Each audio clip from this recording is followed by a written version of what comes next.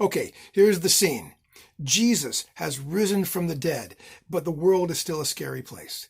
People are hunkered down behind closed doors, trying to figure out in this new reality what it's going to mean for them personally. They're wondering when it's going to be safe to go out again. Jesus keeps showing up, but most people don't recognize him.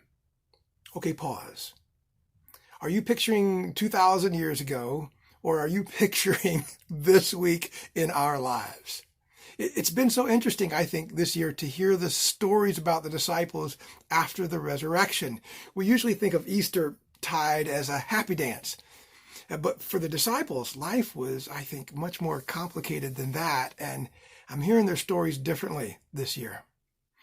Take Peter in John 21, right? Whose reaction to the whole thing is, I'm going fishing. Which to me now sounds like he's saying, this whole reality is cray-cray. I can't wait for things to be normal again.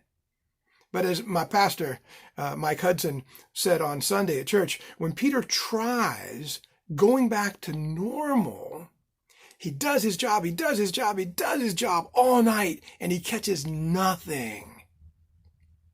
Which makes me think that maybe, in light of the risen Jesus, we should aspire to something greater than getting back to normal. Margaret Burnett pointed out in our live stream a few weeks ago, if all we do is bounce back, we've wasted the pain of this moment.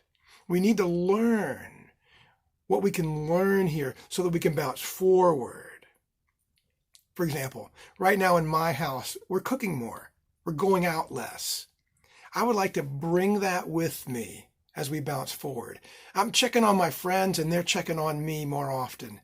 I want to bring that with me as we bounce forward. As consultants, I think we're paying closer attention to exactly what our customers need in this moment. We're staying committed to the deliverable, sure, but we're also paying attention to the now.